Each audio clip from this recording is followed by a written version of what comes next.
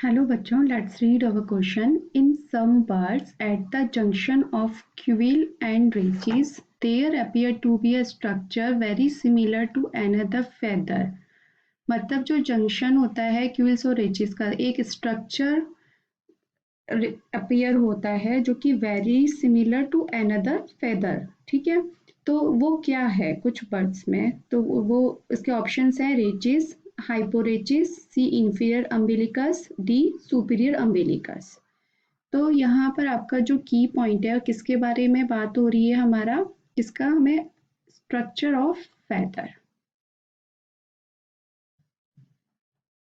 Structure of feather. अब structure of feather में ये टू टर्म्स हैं, क्विल एंड रेचेस. जो क्विल फेदर क्या होता है, पहले ये फेदर क्या होता है, फेदर होता है, feather are exoskeletal structure which are characteristic feature of birds.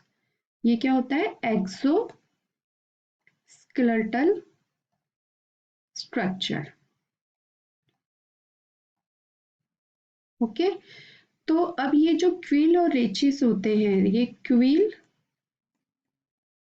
And rachis, these are the feather structural part. Okay, तो इसमें क्या होते हैं कि जो सेंट्रल सॉलिड पार्ट होता है फेदर का वो डिफ्रेंशिएट हो जाता है इनटू द क्विल, जिसको कि कैलामस भी बोला जाता है, और रेचिस, डिस्टल पार्ट जो होता है वो रेचिस कहलाता है. Okay, central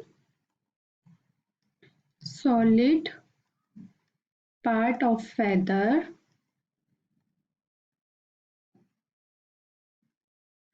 differentiate into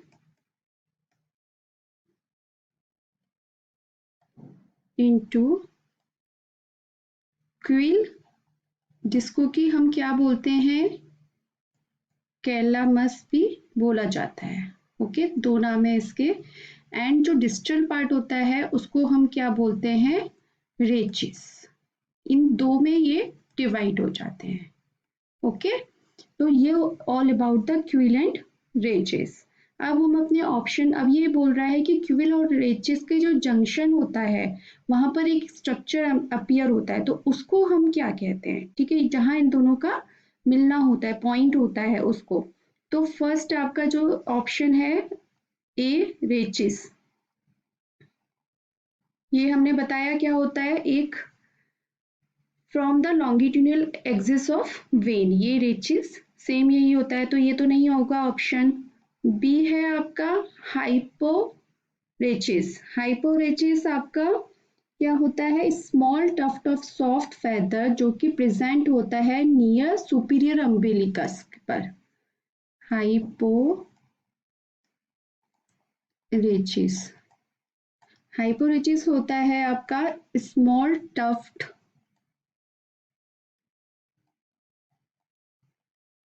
of soft feather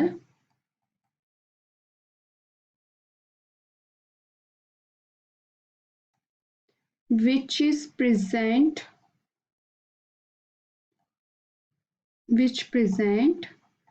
near superior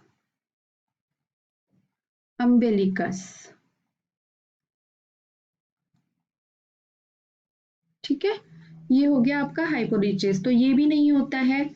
सी है आपका इंफीरियर अम्बिलिकस. इंफीरियर अम्बिलिकस, सी है आपका इंफीरियर अम्बिलिकस. ये क्या होता है, नैरो पॉइंटेड एंड होता है क्विल का, जो कि स्मॉल होलो ओपनिंग होती है. एक narrow pointed end of the quill या कैलेमस बोल दो, हैज स्मॉल होलो ओपनिंग.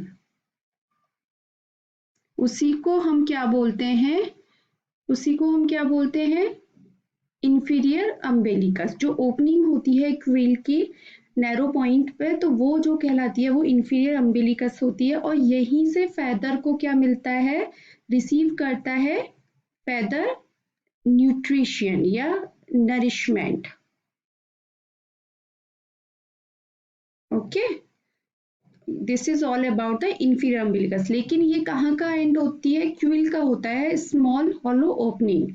यहाँ पर रेचिस का बात नहीं हो रही है। अब आपका बचता है D option, superior umbilicus. Superior जो अम्बिलिकस होता है जंक्शन पर, क्यूल एंड रेचिस के जंक्शन पर जो ओपनिंग होती है, क्यूल एंड रेचिस जंक्शन पर एक ओपनिंग होती है, वो किसकी होती है, सुपीरियर अम्बिलिकस की। ठीक है, तो आपका जो आंसर है वो क्या हो गया, सुपीरियर अम्बिलिकस। तो आपका आंसर है D, superior umbilicus. I hope आपको ये आंसर समझ में आया होगा। Thank you so much, all the best.